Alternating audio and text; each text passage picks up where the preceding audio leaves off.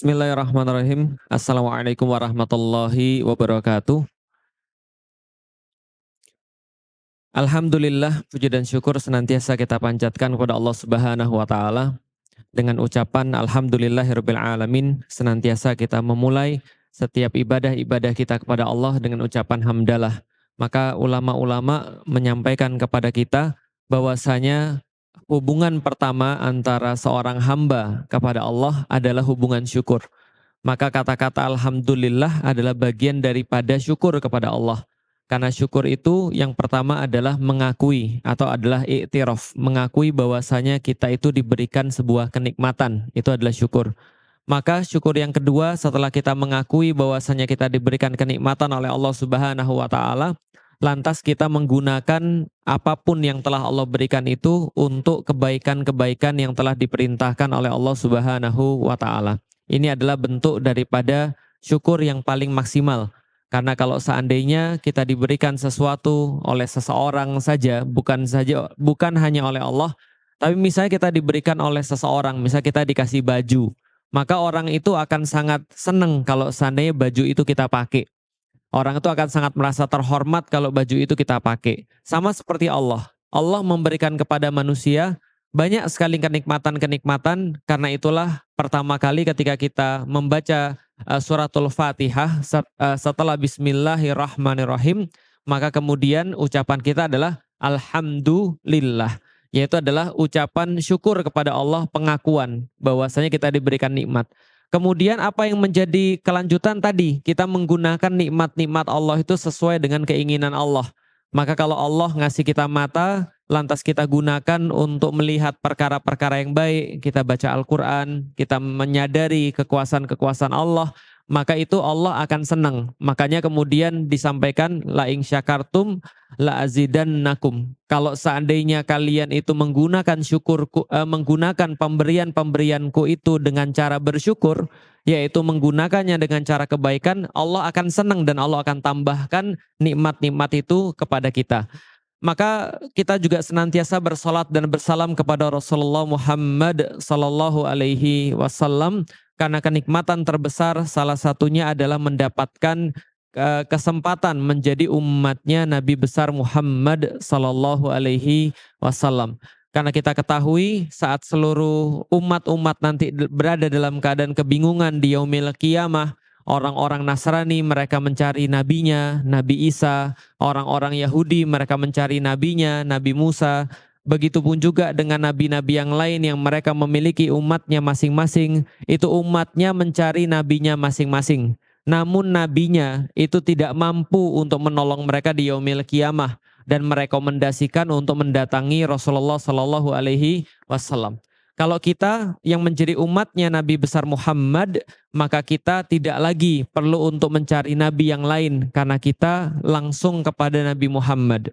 Maka kita bersyukur pada Allah kita dijadikan umatnya beliau dan kita bersalawat kepada beliau dengan ucapan Allahumma salli ala sayyidina Muhammad, dan kita bersalam kepada beliau dengan ucapan assalamu alaika ya Rasulullah. Dan mudah-mudahan apapun yang kita rindukan kepada beliau di dunia, kita merindukan perjumpaan dengan beliau, kita bisa bertatap muka dengan beliau, bisa bercengkerama dengan beliau, itu nanti akan beroleh syafaat beliau nanti di yaumil qiyamah. Dan sebagaimana Allah menyatukan kita pada hari Senin, setiap hari Senin berada di dalam majelis, yang majelis ini menyebut nama Allah, menyebut nama Rasulullah, mudah-mudahan seperti ini pula kita nanti akan dikumpulkan di yaumil qiyamah.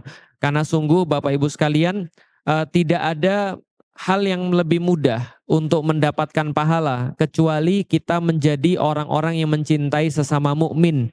Karena orang-orang yang mencintai sesama mukmin itu akan mendapatkan syafaat khusus nanti di yaumil qiyamah. Di dalam satu hadis Allah Subhanahu wa taala itu berfirman dalam hadis qudsi, bahwasanya Allah berkata nanti di yaumil qiyamah, kata Allah, aina mutahabbuna fi jalali.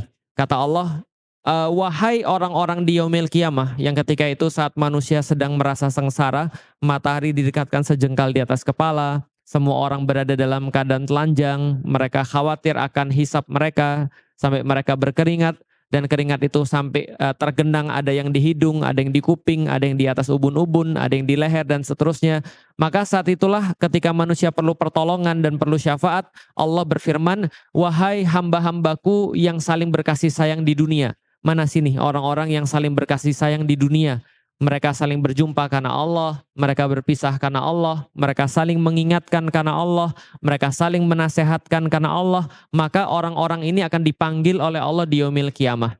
Maka ada orang-orang yang di saat itu mereka akan maju bersama dengan kekasih-kekasihnya. Kekasih ini nggak mesti suami istri ya, nggak mesti antara laki-laki dan perempuan. Tapi di antara ibu-ibu ini, ibu sama ibu itu bisa saling mengasihi karena Allah. Saya mengasihi dia ya Allah karena Allah.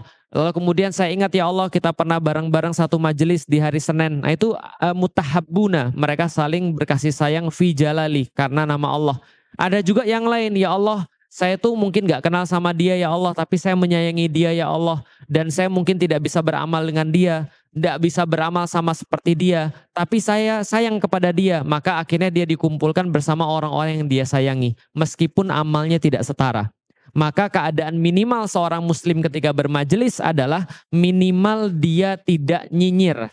Minimal dia tidak panas kupingnya ketika mendengarkan kebaikan, tidak nyinyir mulutnya ketika melihat ketaatan orang, tidak kemudian matanya itu gatal ketika melihat orang itu baik. Itu minimal. Jadi jangan sampai kita itu anti dengan kebaikan. Walaupun kita belum mampu untuk berbuat baik. Dan mudah-mudahan pada hari ini Allah satukan kita semuanya dalam kebaikan. Dan kita sudah dalam pembahasan yang sangat penting di dalam Islam, yaitu adalah pembahasan tentang takdir. Dan insya Allah kita kemarin sudah melalui sebuah materi yang paling sulit, materi yang paling berat gitu kan ya. Kalau masih kebayang-bayang, kita kemarin membahas tentang takdir, bahwasanya secara sederhana hidup manusia dibagi berapa bagian? Dua. Satu bagian yang mampu dia kontrol, yang satu lagi bagian yang tidak mampu dia kontrol. Yang takdir yang mana, ibu-ibu sekalian, bapak-bapak sekalian? Yang mampu dikontrol atau tidak mampu dikontrol? Tidak mampu dikontrol, dikendalikan, itu namanya takdir. Maka kita nggak mikirin soalan takdir.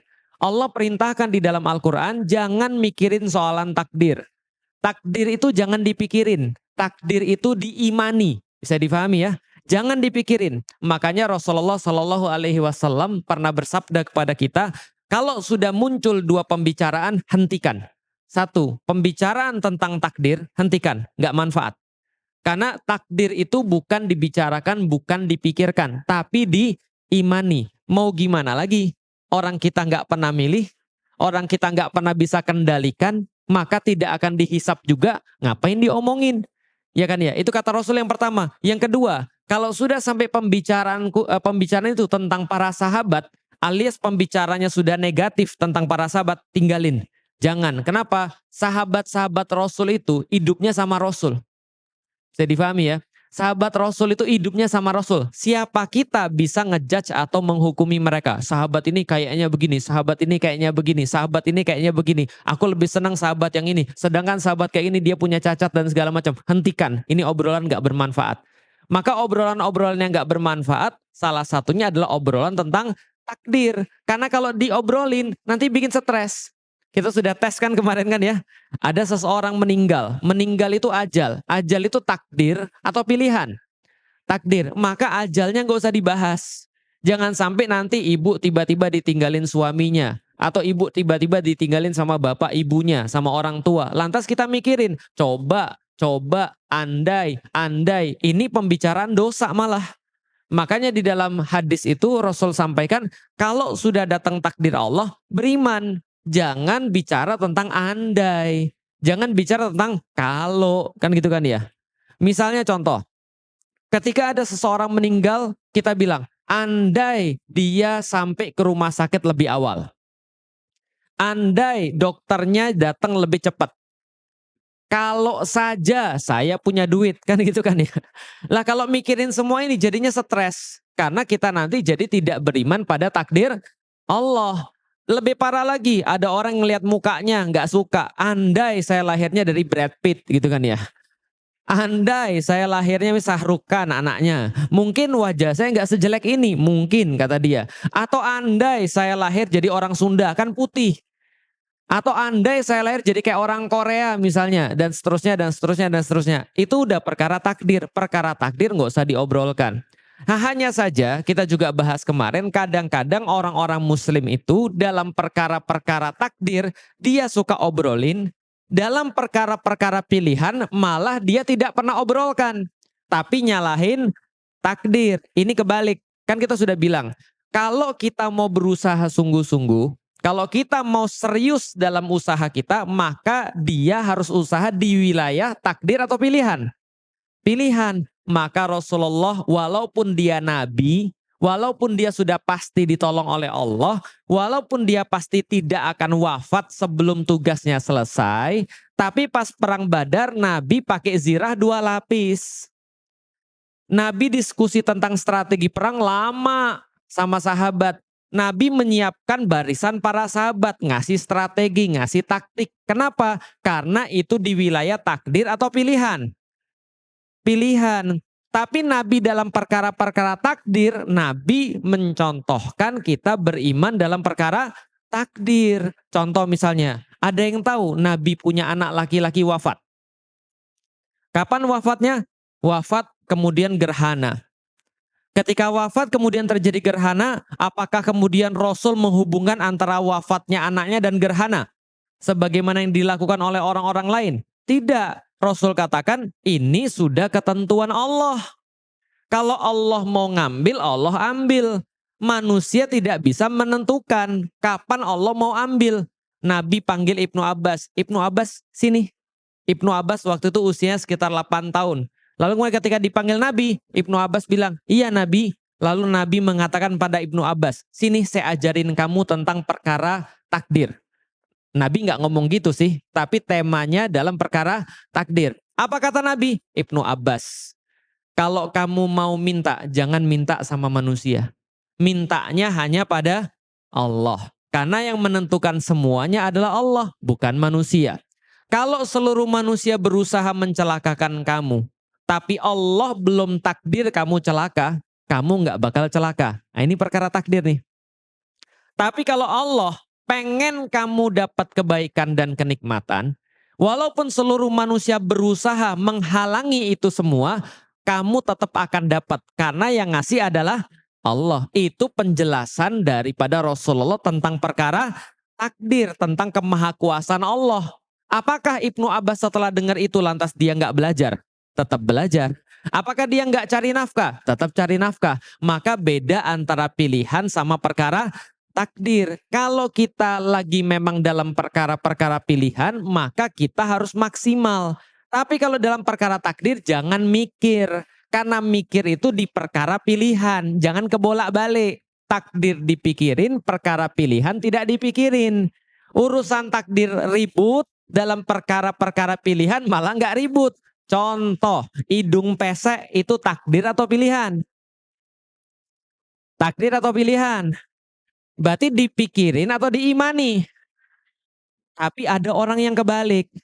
Hidung pesek itu adalah takdir. Harusnya diimani. Alhamdulillah ya Allah, ini ciptaan yang terbaik. Kan gitu kan ya. Malah dipikirin gimana caranya agak mancung dikit. Gitu kan ya. Gimana caranya biar mirip kayak orang-orang Arab gitu ya. Yang hidungnya lebih panjang daripada mulutnya gitu kan ya. Lah kalau kita kan kadang-kadang mulut kita lebih panjang daripada hidung kita. Nah gimana caranya agar hidungnya ini lebih panjang, lebih bagus? Kayaknya ada tulangnya di sini bagus. Pergi dia ke operasi plastik. Harusnya diimani. Malah mikir lalu pergi operasi plastik. Dosa atau pahala? Dosa. Harusnya nggak usah dipikirin malah pahala.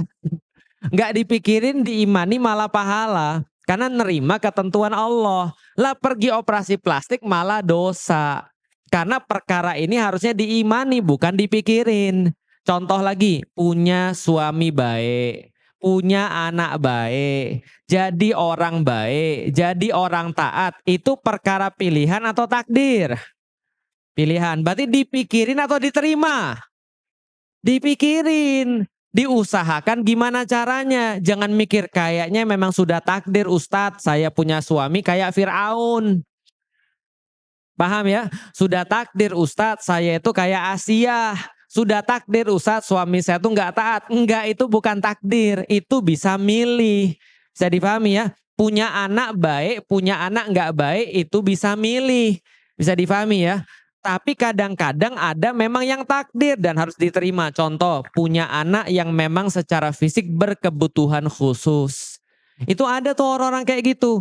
Ada seorang ada seorang ibu bawa anaknya berkebutuhan khusus. Saya sampaikan itu sudah tiket surga bagi ibu. Kalau ibu menerima, karena ibu nggak pernah minta, tapi siapa yang ngasih? Allah. Berarti ini adalah takdir. Maka anak ini datang kepada kita berkeperluan khusus, itu bukan urusan dia, tapi urusan kita. Maka ketika kita ngelihat anak kita, kalau memang sudah secara fisik berkeperluan khusus, itu takdir atau pilihan? Takdir. Diterima atau dipikirin? Kalau dipikirin apa yang terjadi? Allah nggak adil. Betul kan ya? Kita udah cerita Allah nggak adil. Saya tuh berusaha baik loh ya Allah. Saya tuh udah ikut pengajian loh setiap Senin. Bahkan saya tuh kalau ada waktu kurban, saya kurban loh ya Allah. Kalau saya Idul Fitri itu saya rajin loh, tahajud saya nggak putus. Kok tiba-tiba saya punya anak saya kemudian berkeperluan khusus. Allah nggak adil. Sementara ada anak orang zina, anaknya normal. Kan gitu kan ya? Makanya kalau takdir itu dipikirin, parah jadinya. Nanti kita pasti nggak akan menerima. Makanya di dalam Islam itu Allah ngasih orang muslim tuh ada 2 wilayah. Kalau wilayah-wilayah yang kamu bisa pikirin, kamu pikirin sebaik-baiknya. Tapi kalau sudah tidak bisa dikendalikan, kamu tidak punya efek terhadap itu, kamu terima saja. Karena dengan kamu terima, itu sudah pahala bagi kamu. Bisa dipahami Bapak Ibu sekalian? Kadang-kadang itu nggak cuma satu peristiwa terpisah, tapi satu peristiwa nyambung. Contoh. Bapak Ibu pernah main panah? Pernah main panah? Belum. Tapi udah pernah ngeliat orang panah? Orang muslim kalau main panah itu pelajaran takdir yang sangat bagus. Kenapa? Orang muslim kalau main panah itu kita ngajarin begini. Namanya memanah, dari narik anak panah sampai ke ujung, sampai lepas. Itu usaha kita. Itu adalah usaha kita. Begitu anak panahnya sudah kita lepas, maka kemanapun anak panah itu mendarat, itu takdir. Jelas sampai di sini? Jelas ya? Berarti yang kita pikirin apa? Milih busurnya, milih anak panahnya, teknik nariknya, teknik lepasnya, teknik manahnya. Itu yang kita pelajari sampai benar-benar. Imam Syafi'i tahu ya, ahli fikih, itu ahli panah juga. Beliau itu kalau nembak anak panah, 10 anak panah yang lolos cuma 1. Itu pun dia sengaja. Supaya orang-orang lain enggak, wah terpesona, wah ternyata tepat semua. Enggak. Beliau itu sengaja 1 dilepaskan. Beliau latihannya setiap subuh, 1 hari kira-kira ada yang mengatakan 150 anak panah ditembakkan. Berarti ketika dia narik, dia latihan. Di situ titik latihan, di situ titik usaha. Begitu sudah lepas, itu maka kalau kena tepat, itu karena kita. Karena Allah. Maka kalau orang muslim manah kena tepat, alhamdulillah. Alhamdulillah, itu semua dari Allah, bukan saya. Saya mah cuma narik dan lepas aja. Kenanya itu adalah alhamdulillah, itu karena Allah. Kalau nggak kena, alhamdulillah juga. Bukan urusan saya juga. Karena urusan saya cuma sampai lepas aja. Kalau nggak dapat, nggak kena, alhamdulillah, nggak ada yang jelek bagi orang muslim. Kena itu adalah Allah, dia nggak jumawa, dia nggak merasa sombong, dia nggak merasa arogan. Nggak kena, dia juga nggak kecewa. Karena pahalanya sudah sampai lepas doang. Paham sampai di sini Bapak Ibu sekalian? Artinya apa? Itu pemahaman takdir. Kalau orang barat beda.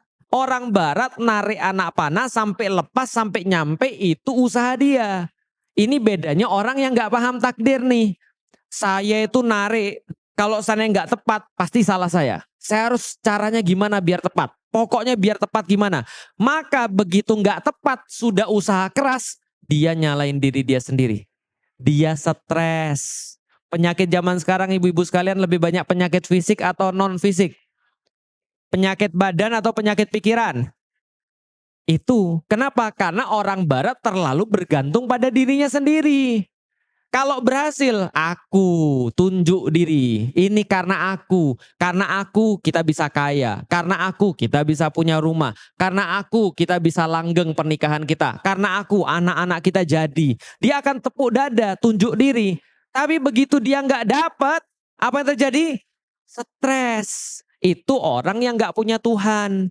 Itu orang yang nggak paham tentang perkara takdir. Itulah kenapa perkara takdir itu penting banget. Kalau orang salah paham tentang perkara takdir, dia pasti stres. Tapi kalau ada orang paham perkara takdir, dia anti stres. Tapi jangan jadi orang malas juga. Ini kan saya ulangi berkali-kali ya. Orang barat percaya Tuhan atau tidak? Tidak. Semuanya karena siapa? Aku. Sementara ada sebaliknya, orang yang pemahaman takdirnya juga salah. Semuanya karena Allah. Semuanya karena Allah. Kenapa dia nggak sholat ya? Nggak apa-apa. Itu Allah belum bukakan bagi dia. Oh gitu. Itu kenapa anaknya nggak sholat ya? Nggak apa-apa. Mungkin Allah belum kasih hidayah. Betul gitu? Itu kenapa ya suaminya judi ya? Nggak apa-apa. Sudah takdir. Itu kenapa suaminya selingkuh? Sudah tertulis di Lauhul Mahfud. Ujung-ujungnya dia jadi males. Ujungnya dia cuma doa doang. Ujung-ujungnya dia cuma tawakal doang, tapi nggak ada usaha. Ingat kita sudah bahas kemarin, sebuah doa tanpa usaha itu males. Orang doa tanpa usaha itu bohong. Tapi kalau orang usaha tanpa doa sombong. Mau jadi yang mana? Maka semakin tinggi doa, harusnya semakin tinggi usaha. Itu baru benar. Baru pemahaman tentang takdirnya bagus. Bisa dipahami ya? Ada orang, ibu saya mau jadi juara 1 se-Bogor Raya. Oh bagus. Nak kenapa nggak belajar? Ya kalau memang Allah sudah takdirin saya juara se-Bogor Raya ya saya juara juga. Ibu nggak ngerti kata Ustadz Felixio kemarin. Ibnu Abbas dipanggil. Itu kan ya. Ibnu Abbas kalau nanti kamu kalau kamu minta jangan pada manusia. Pada Allah. Kalau kamu nanti mau dikasih oleh Allah, Allah kasih walaupun manusia nggak kasih. Kalau andaikan Allah belum mau kasih, Allah nggak kasih walaupun manusia mau ngasih. Artinya juara se-Bogor Raya itu takdir sudah. Paham?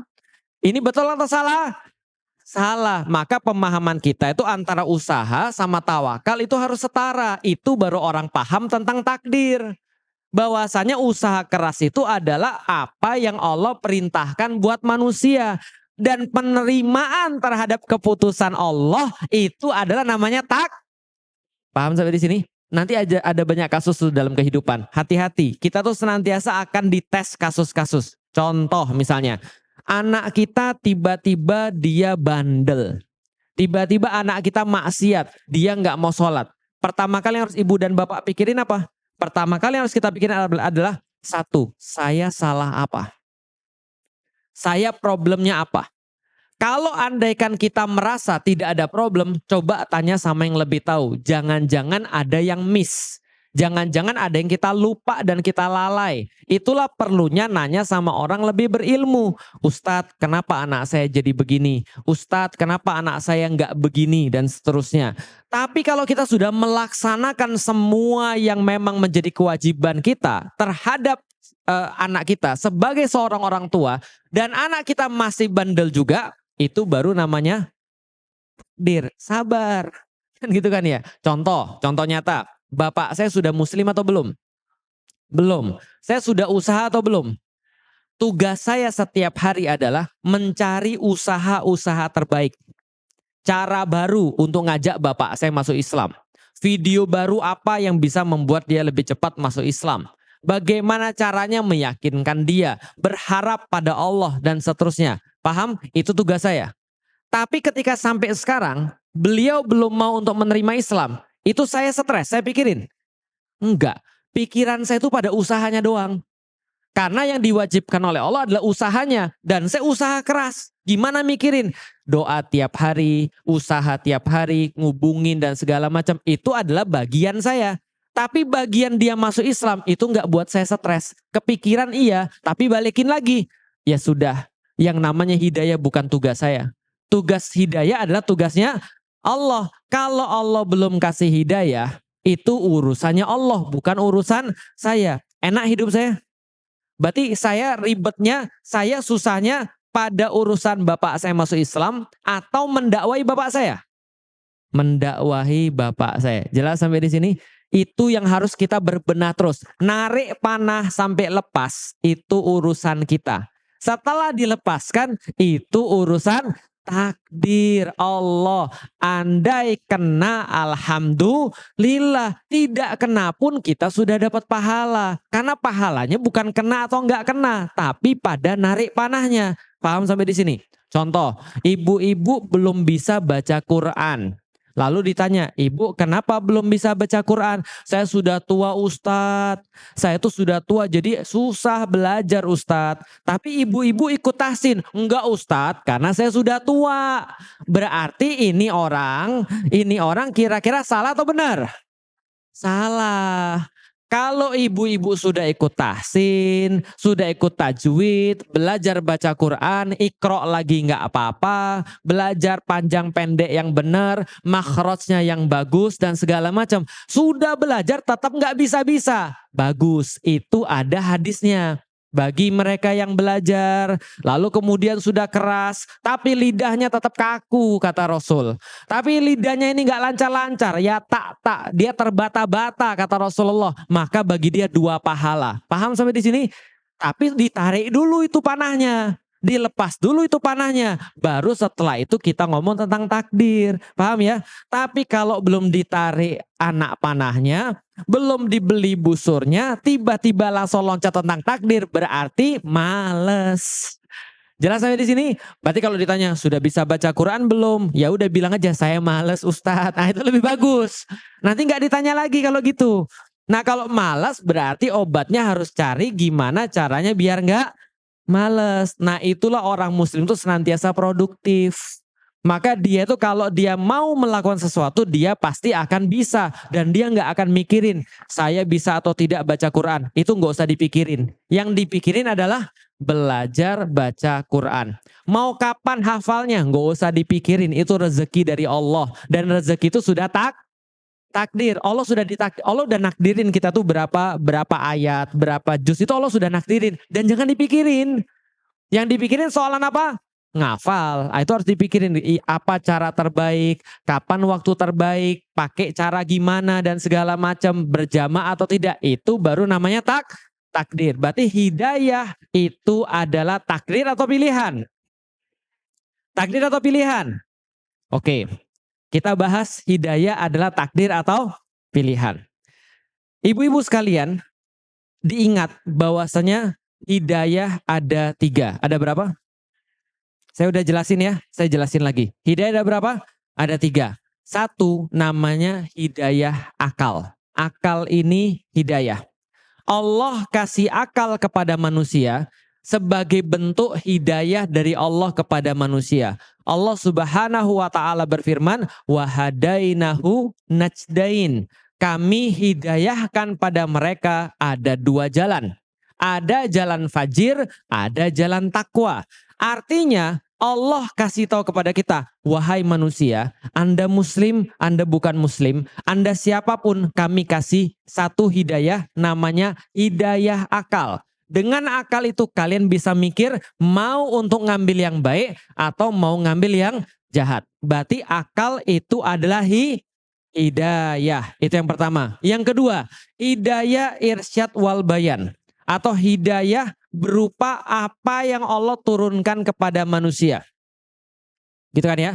Huwallazi arsala bil huda wa dinil haq. Adalah Allah yang telah kemudian mengutus hambanya dengan huda, dengan hidayah. Berarti Rasul datang dari Allah itu bawa hidayah. Bisa difahami ya.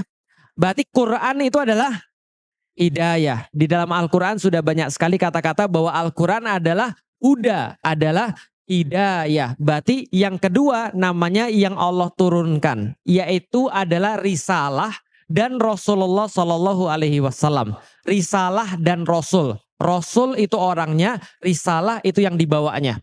Quran dan sunnah, gampangnya itu. Berarti hidayah yang pertama apa tadi? Huwallazi arsala rasulahu bil huda wa dinil haq. Tadi ada yang salah. Huwallazi adalah Allah yang kemudian menurunkan dengan rasulnya, yaitu adalah huda dan agama yang benar. Bisa difahami sampai di sini? Berarti yang kedua adalah yang namanya apa? Al-Quran dan sunnah. Yang ketiga namanya hidayatut taufiq, yaitu adalah hidayah taufik. Hidayah taufik itu apa? Yang kita minta setiap hari minimal 17 kali di dalam sholat kita. Ihdinas siratal mustaqim. Berarti ihdinas asal katanya apa? Hidayah. Oke, hidayah ada berapa? Pertama. Yang kedua, irsyad wal bayan atau Al-Quran dan sunnah. Yang ketiga, taufik. Oke, coba lihat hubungan antara ketiga ini. Contoh, Felix Xiao pas masih di Palembang belum muslim. Dia punya akal? Sudah dapat hidayah berarti? Sudah dapat hidayah? Hidayah akal. Bagus. Perhatikan, hidayah akal. Tapi yang dia belum tahu hidayah apa? Hidayah irsyad wal bayan, Al-Quran dan As-Sunnah. Itu belum ada yang ngasih tahu saya. Akal saya melihat muslim malas.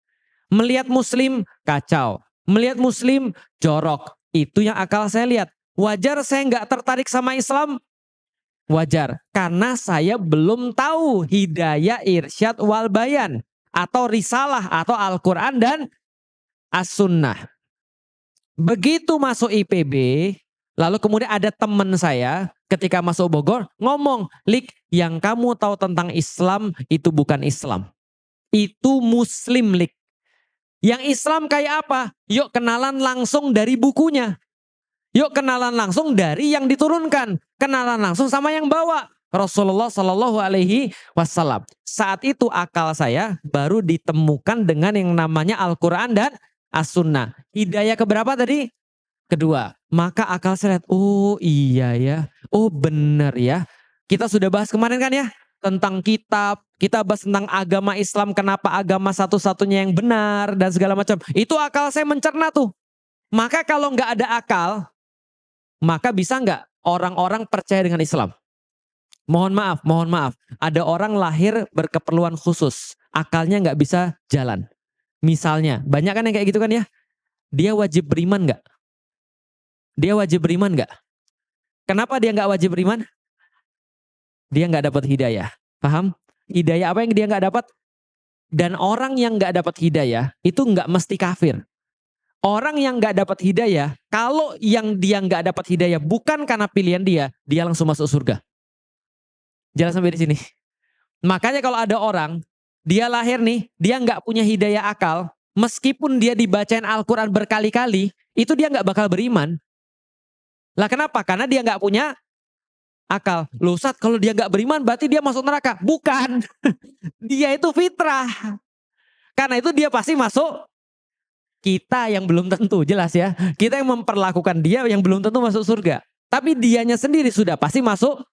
Makanya saya bilang pada orang tua yang punya anak kayak gitu, itu tiket orang tuanya masuk surga. Karena dia sudah pasti masuk surga. Dan kalau orang tuanya jaga dia dengan baik, itu keseret orang tuanya pasti. Bisa difahami ya Bapak Ibu sekalian ya. Artinya itu hidayah akal. Kalau ada hidayah akal, tidak ada irsyad wal bayan. Kayak Felix Xiao di Palembang, belum masuk Islam. Tapi kalau ada hidayah irsyad wal bayan, gak ada akal, yang gak bisa beriman juga. Karena perlu akal. Jelas sampai di sini? Maka unta, walaupun dia tinggal di Arab, ya, dan tiap waktu dengerin Al-Quran, jelas sampai di sini, tapi ada unta beriman. Ada unta beriman. Kenapa nggak ada unta beriman? Bagus, karena nggak ada akal. Ada monyet beriman. Maka percuma dakwain monyet. Karena Allah nggak suruh. Yang Allah suruh dakwah tuh cuma dua. Minal jinnati wan nas. Yang Allah suruh beriman tuh cuma dua. Jin dan manu. Apa kesamaan dua ini? Sama-sama punya akal. Sama-sama disuruh untuk membaca. Disuruh untuk mengindra. Risalah, irsyad wal bayan tadi, Al-Quran dan As-Sunnah. Sampai di sini paham? Oke, saya tambahin. Kalau Felix Xiao sudah di Bogor, punya akal, berfungsi normal, bisa mikir, ketemu dengan Al-Quran, cocok tuh, mikirin Al-Quran. Oh ya bagus, oh ya keren, oh ya bener ini. Apakah lantas pasti masuk Islam? Belum tentu. Itulah hidayah yang ketiga, yang sifatnya spesial. Yang sifatnya udah kita bahas kemarin, yaitu adalah hidayah taufik. Apa itu hidayah taufik? Hidayah taufik asal katanya adalah wafak, artinya berhenti atau artinya sepakat. Artinya apa? Allah ACC. Itu kalau bahasa zaman sekarang. Akal Felix Xiao ngelihat Al-Quran, ngelihat As-Sunnah. Merasa, wah ini benar nih, Allah ACC. Oke, dapat hidayah itu taufik, masuk Islam. Kalau nggak ada tiga ini, orang nggak jadi muslim. Paham sampai di sini? Itulah menjawab pertanyaan ibu-ibu sekalian. Ada banyak ustadz orang pintar ustadz. Iya. Dia akalnya jalan ustadz. Iya. Dan dia sudah tahu Al-Quran benar. Iya. Tapi nggak masuk Islam ustadz. Banyak. Paham ya? Ada banyak juga orang-orang sudah muslim dari awal. Dia sudah Islam dari awal, belajar tentang Islam. Tapi giliran disuruh untuk melaksanakan sholat, nggak mau. Bangga lagi. Paham ya? Diomongin di TV, saya tuh nggak sholat loh. Itu anak saya yang kemarin nanya kepada saya. Bapak kapan sholat lagi Pak? Saya bilang, maybe yes, maybe no. Paham Bapak Ibu sekalian? Dibanggain nggak sholat. Kenapa? Belum dapat hidayah taufik. Dan hidayah taufik ini nggak akan Allah kasih pada 3 orang. Di dalam Al-Quran. Allah tidak bakal kasih hidayah taufik kepada 3 orang. Siapa? Pertama, wallahu la yahdil qaumal fasiqin. Allah tidak akan kasih hidayah pada orang-orang yang fasik. Yang kedua, wallahu la yahdil qaumaz zalimin. Allah tidak akan kasih hidayah pada orang-orang yang zalim. Yang ketiga, wallahu la yahdil qaumal kafirin. Allah tidak akan kasih hidayah pada orang-orang yang kafir. Ustadz mau nanya Ustadz, kalau gitu orang kafir nggak bisa dapat hidayah Ustadz? Nggak bisa. Ustadz dapat hidayah. Oke, saya kasih tahu. Coba perhatiin, wallahu la yahdil qaumal kafirin zalimin fasikin. Sama ini ayatnya di dalam surat Al-Maidah. Semua ayatnya ada dalam surat Al-Maidah. Kata-katanya begini, Allah tidak kasih hidayah pada orang yang lagi kafir, orang yang lagi zalim, orang yang lagi fasik. Berarti dia nggak dapat hidayah baru jadi fasik, zalim, kafir, atau dia zalim, kafir, fasik dulu baru nggak dapat hidayah. Yang satu, yang kedua. Yang pertama atau yang kedua? Yang pertama angkat tangan. Oh, kurang pertanyaan, bingung. Oke. Orang kafir dulu, zolim dulu, fasik dulu, baru Allah nggak kasih hidayah. Atau Allah nggak kasih hidayah dulu, baru jadi zolim, fasik, dan kafir. Satu atau dua? Bagus. Paham sampai di sini? Berarti kalau dia berhenti dari kekafirannya, dia berhenti dari kezolimannya, dia berhenti daripada kefasikannya, bisa jadi dia dapat hidayah. Tapi kalau dia tetap kafir, dia tetap zalim, dia tetap fasik, Allah nggak bakal kasih hidayah. Ibaratnya apa? Jendela ibu. Kalau jendelanya ditutup, mau seterang apapun, gelap lah.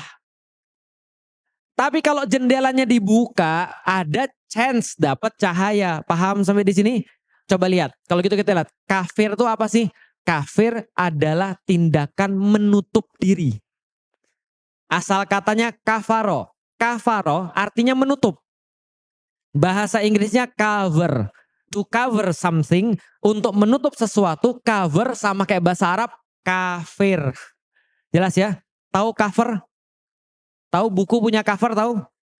Untuk apa cover buku? Untuk nutup. Kalau andaikan Anda tetap kafir, nutup diri Anda, Allah nggak bakal kasih hidayah. Lah gimana Anda nutup diri Anda kok? Tahu nggak orang yang menutup diri itu kayak apa? Tahu kan ya? Orang yang nggak mau buka diri. Ah, udah, sana. Kafir, itu maksudnya begitu. Orang yang nutup diri. Yang kedua, orang zolim. Zolim itu adalah orang yang jauh daripada keadilan. Adil itu apa? Menempatkan sesuatu pada posisinya. Itu adil. Contoh, peci itu tempatnya di mana? Kepala. Kalau sendal tempatnya di mana? Kalau sendal taruh kepala, itu zolim. Jelas sampai di sini. Peci taruh kaki, itu zolim. Jelas ya? Dalam kehidupan sehari-hari, zolim adalah segala sesuatu yang tidak pada posisinya. Itu zolim. Maka kalau ada orang terbiasa nipu orang, berzina, maksiat terang-terangan, itu Allah akan halangi dia daripada hidayah. Jelas sampai di sini? Berhenti dulu dari perbuatan-perbuatan gitu. Nanti Allah kasih hidayah. Yang ketiga, orang yang fasik. Fasik itu apa? Di dalam Al-Quran, orang yang fasik adalah orang yang tidak mau mengambil ibroh daripada satu hal. Dia ngelihat apa? Ngelihat semut, ngelihat apa namanya? Nyamuk, biasa aja. Kalau orang-orang yang beriman, dia ngelihat, wah nyamuk. Sampai sekarang nggak ada loh yang bisa buat nyamuk. Ibu-ibu tahu nyamuk itu kalau lewat depan kuping nggak enak. Gitu kan? Bunyinya apa? Nguing tapi nggak enak, paham ya? Kenapa dia bunyi nguing, tahu Bapak Ibu sekalian? Ibu-ibu sekalian tahu? Karena nyamuk itu mengepakkan sayapnya kurang lebih berapa ribu dalam 1 detik gitu. Coba nanti cari aja di Google, berapa ribu kali dalam 1 detik atau berapa ratus kali dalam 1 detik, ribuan kayaknya. Pertanyaannya, ibu-ibu tahu mesin mobil kalau nggak dikasih pistonnya, nggak dikasih oli, kira-kira apa yang terjadi? Apa yang terjadi Pak? Hancur. Kenapa? Bergeraknya cepat, nggak ada pelumasnya. Nah, itu sayapnya nyamuk itu bergeraknya ribuan kali dalam 1 detik dan nggak pernah kebakar.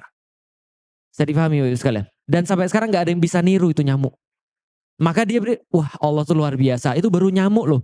Padahal Allah bilang apa? Allah nggak malu untuk menceritakan kepada kalian. Ada bau dotan. Ada kemudian di antara nyamuk itu ada bau dohnya. Orang bilang telur. Sebenarnya bukan telur. Bau doh itu adalah dalam bahasa Arab bisa jadi kutu. Tahu nyamuk punya kutu? Belum tahu? Searching dong di Google. Jadi apa namanya? Wama bau dotan itu yang lebih rendah daripada nyamuk itu kutunya nyamuk. Jelas ya? Coba lihat nyamuk tuh punya kutu dan kutunya nyamuk itu juga nggak ada yang bisa buat. Jelas sampai di sini Bapak Ibu sekalian. Maka itu adalah orang-orang yang fasik yang nggak bisa ngambil pelajaran. Yang kedua, orang yang terang-terangan maksiat juga bisa disebut fasik. Makanya orang fasik nggak boleh jadi imam. Jelas ya? Terang-terangan selingkuh, jadi imam sholat, nggak boleh. Karena sudah fasik. Fasik itu apa? Bangga dengan kemaksiatan. Itu fasik. Nggak sholat. Kalau orang normal disembunyiin atau diomongin? Sembunyiin. Orang kita kalau orang normal ya, sholat subuh telat aja sembunyi. Gitu kan ya. Sholat subuh telat aja gorden ditutup dulu biar gelap gitu kan ya. Kenapa? Karena kita merasa nggak enak ketika berbuat dosa. Orang fasik ini sudah nggak mau lagi dia, nggak malu lagi dia. Maka dia berbuat dosa terang-terangan. Itu orang fasik. Nah, kalau orang-orang tiga ini nggak dikasih Allah hidayah. Jelas sampai di sini. Maka ada orang-orang yang nggak dikasih Allah hidayah. Tapi kalau orang itu bebas daripada fasik, zolim dan kafir, maka Allah pasti akan memberikan mereka hidayah. Lalu bagaimana caranya hidayah itu bekerja? Hidayah bekerja kayak mobil. Nih, sekarang saya mau nanya ibu-ibu sekalian yang punya mobil, yang nggak punya mobil ya bayangin naik angkot aja ya. Kalau misalnya malam-malam naik mobil, kita ngidupin lampu, betul? Kita ngidupin lampu nih. Itu lampu bisa nyinarin berapa meter? 3 meter, 5 meter, ya 10 meter, 20 meter oke lah. Tapi bisa sampai ujung. Kalau pas malam-malam kita ngidupin mobil, kita nggak jalan, jalannya kelihatan nggak? Maka hidayah itu harus jalan dulu. Kalau Anda nggak jalan-jalan, Anda nggak dapat hidayah. Kenapa bisa begitu? Hidayah itu petunjuk. Namanya petunjuk harus dijalani. Contoh, saya sudah kasih contoh, saya kasih lagi. Rumah saya di Jakarta. Oke, coba tolong diingat-ingat ya, nggak usah dicatat, diingat-ingat aja. Ini hidayah. Cara petunjuk rumah saya ke Jakarta. Rumah saya di Jakarta. Anda dari sini naik bis jurusan Kalideres. Sampai di Kalideres, Anda turun di terminal, keluar dari terminal belok kiri, jalan kaki selama sepanjang 800 meter. Setelah jalan kaki 800 meter dari tadi ya ke terminal belok kiri 800 meter, nanti di sebelah kiri ada patung gajah, belok ke kiri. Setelah belok ke kiri, nanti ada rumah sakit di sebelah kiri, jangan ke situ, lurus terus. Belokan pertama, belok kiri lagi, ada pos di situ. Lalu dari pos tadi setelah belok kiri, lurus sekitar 200 meter, ada pos lagi belok kanan. Belok kanan, lurus, ada pengkolan, belok kanan lagi. Rumah saya nomor 5 sebelah kiri. Pertanyaan saya sederhana. Siapa yang paling tahu di ruangan ini rumah saya? Siapa yang paling tahu? Saya dong. Betul kan ya? Dan ibu-ibu yakin nggak kalau saya nggak bohong? Yakin ya? Karena saya orang baik, saya nggak bohong ya. Oke, ibu-ibu tahu hidayah itu benar. Petunjuk saya tadi benar. Hidayah kan petunjuk. Petunjuknya benar, datang dari yang benar, dan pasti benar. Paham? Tapi ibu-ibu cuma ngafalin dan dizikirkan saja. Dizikirkan setiap ba'da sholat. Rumah Ustadz Felix dari sini ke Kalideres. Kalideres belok ke kiri. Belok ke kiri 800 meter. Ada patung gajah belok ke kiri. Belok ke kiri lurus sampai ketemu rumah sakit. Jangan masuk. Lurus ketemu pos satpam ke kiri. Lurus lagi pos satpam ke kanan. Ke kanan lagi 5 rumah sebelah kiri. Ibu-ibu wiridin terus tuh. Sampai ke rumah saya. Sampai ke rumah saya. Oke. Ibu-ibu sekalian, yang pertama kali ibu-ibu pikirin ketika dengar saya ngomong kayak tadi apa? Bingung. Selain bingung apa lagi? Pusing, liar. Terus apa lagi? Gak tertarik saya, bodoh amat. Jelas ya? Ingat baik-baik, itu reaksi semua orang ketika dapat hidayah. Maka hidayah sudah kita tahu, Al-Quran dan pas baca ini apa sih? Ini membingungkan banget. Cara masuk ke surga. Surga punya siapa? Berarti yang tahu cara ke surga siapa? Yang sudah pernah ke surga siapa? Rasulullah. Berarti yang paling tahu cara ke sana, yang paling masuk akal siapa? Rasul udah ngasih tahu kita cara ke surga. Allah sudah ngasih tahu kita cara ke surga. Di mana? Dan pas bacanya mumet gak?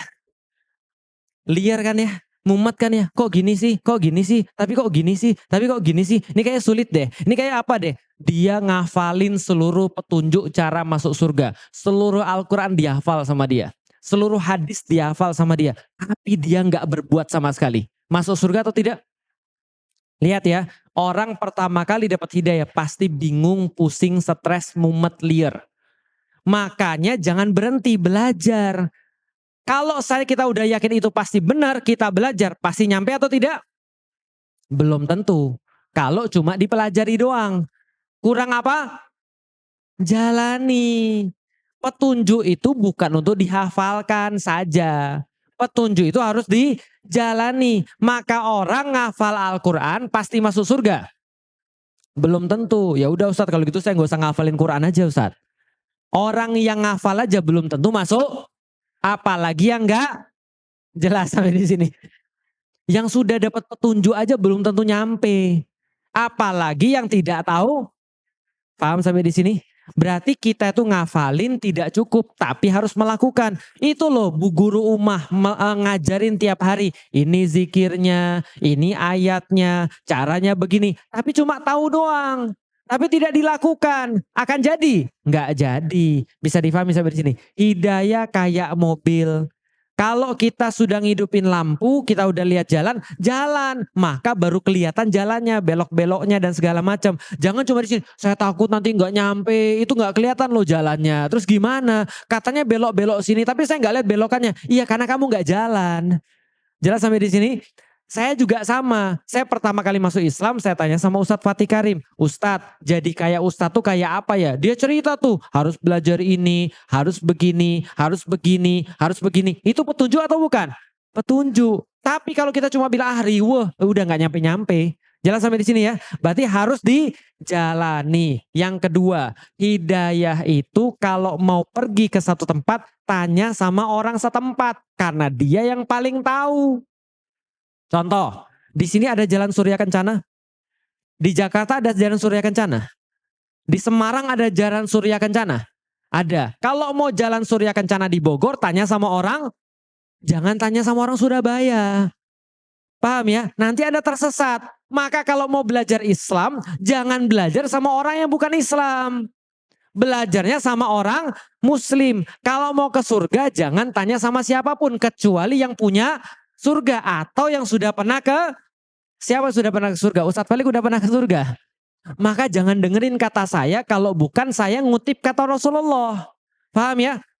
Mau seulama apa saja, dia nggak pernah ke surga. Yang pernah ke surga adalah Rasulullah. Maka ucapan ulama itu berharga kalau dia ngutip Allah dan Rasul. Tapi kalau tidak bisa jadi dia salah. Bisa difahami maksud saya Bapak Ibu sekalian. Maka kalau kita mau ke tempat sesuatu tanya sama orang yang paling tahu. Yang berikutnya, hidayah itu perlu teman. Hidayah itu perlu teman. Ada orang merasa sudah tahu, dia jalan sendiri. Ada orang merasa sudah paham, dia nggak perlu teman. Padahal setan paling suka dengan orang yang sendirian. Sehebat apapun orang, apabila dia sendirian, seringkali dia nggak sampai pada tujuan. Yang ada dia hancur di perjalanan. Paham sampai di sini? Maka hidayah itu harus bareng-bareng. Hidayah itu harus jalan dulu. Hidayah itu tanya sama orang yang lokal. Kalau mau tahu rumah saya di Jakarta, tanya sama orang Jakarta. Tanya pos satpam, saya bingung nih, saya sudah dapat hidayahnya sih, sudah dapat petunjuk. Tapi Bapak tahu nggak di mana rumahnya Ustadz Felix? Tiba-tiba dia bilang, oh gampang sini saya anterin ibu. Kalau orang sudah jalan, Allah akan mudahin. Kelihatannya sulit. Tapi kalau kita sudah jalan, Allah bakal mudahin kita. Allah akan kirim orang-orang untuk bimbing kita. Itulah namanya kita katakan ihdinas sirotol. Ihdinas adalah apa? Bimbingan. Ihdinas apa? Orang nganterin. Itu ihdinas sirotol mustaqim. Maka hidayah ada 3. Pertama, hidayah akal. Maka jaga akal baik-baik. Jangan dirusak akal. Gimana cara orang merusak akal? Khomer, itu ngerusak akal. Pornografi, itu ngerusak akal. Apalagi? Selain itu, HP, hati-hati. Maksiat juga. HP, hati-hati. Khususnya pada anak-anak. Khususnya pada anak-anak. Jangan biasakan anak-anak main HP. Serius, itu ngerusak otak. Kok bisa ngerusak otak gimana? Sini saya kasih tahu. Umpamanya ya, orang ketika dia ngeliat HP, yang dilihat apa? Informasi, betul?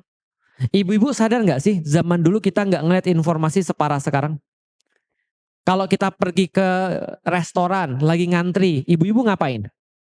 Bengong, betul kan ya? Tapi bengong itu ternyata bagus. Setelah diteliti zaman sekarang, serius. Ternyata setelah diteliti, manusia zaman sekarang kurang bengong. Kok bisa gitu Ustadz? Karena bengong itu kenapa bagus? Karena bengong itu mikirin sesuatu yang sudah kita dapat. Ini kayaknya kemarin saya lagi gini, benar nggak ya perbuatan saya itu ya? Apa perbuatan saya itu salah ya? Saya tuh perlu nggak sih untuk berbuat begitu?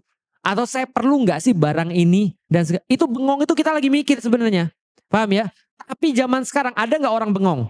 Nggak ada. Dia di kafe ngeliat ini. Sampai ngantri ngeliat juga. Turun pesawat yang pertama kali dibuka adalah ini. Nungguin bagasi ini juga. Segala macam. Paham maksudnya? Artinya apa? Ibarat orang dia lagi makan terus tapi nggak pernah mencerna makanannya. Jelas sampai di sini? Itu yang terjadi kalau Anda ngasih anak Anda HP. Dia makan terus tuh. Makan terus tuh. Dan di sininya nggak dicerna. Jadinya gimana? Jadinya mati. Makanya itu kalau mau penjelasan lebih lanjut lagi ada namanya efek dopamin. Jadi ada efek dopamin. Efek dopamin tuh kayak gini. Ibu-ibu dulu pernah nggak pas lagi sekolah kita mau jadi juara 1. Berusaha keras, benar-benar luar biasa. Tapi dapatnya juara 3, bangga nggak? Merasa senang dong, bangga sudah dapat sesuatu gitu kan ya. Hasil kerja keras, luar biasa. Itu namanya dopamin. Dopamin itu adalah hormon yang muncul ketika kita merasa sukses. Paham sampai di sini? Sekarang setiap postingan di Instagram itu dirancang punya efek dopamin. Makanya orang gak berhenti-berhenti tuh. Paham ya? Sering lihat anak kita begini. Gak berhenti-berhenti.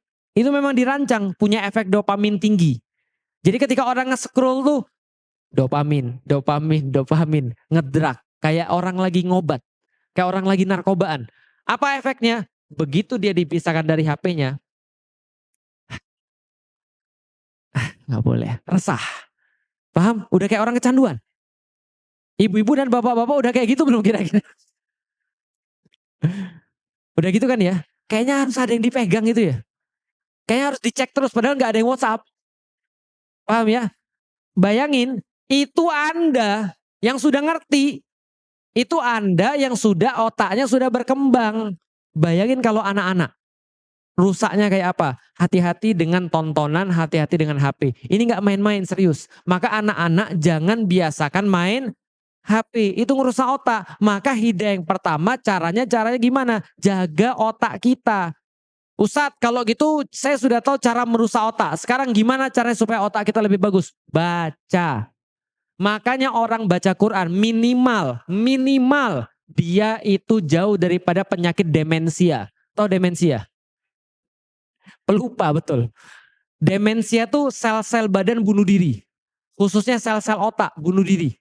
Jelas ya? Kalau orang membaca apapun, apalagi baca Quran.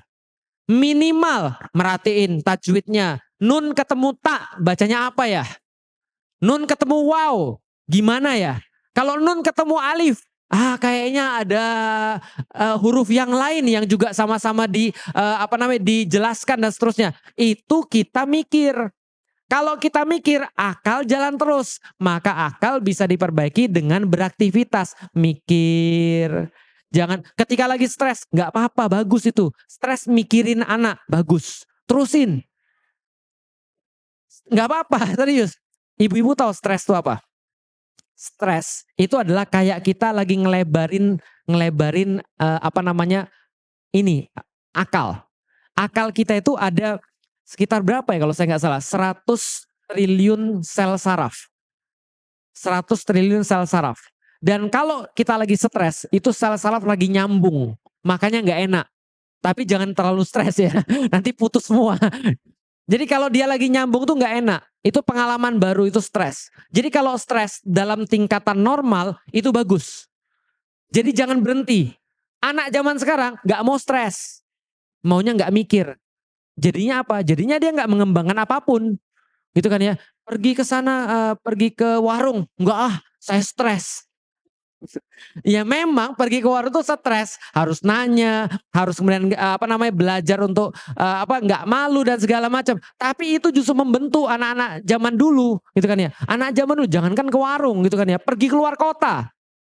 Kenapa? Stres itu penting. Caranya jaga akal dengan dimanfaatkan. Mikir, baca Quran, nonton Korea gimana Ustadz? Itu bikin tumpul, jelas ya.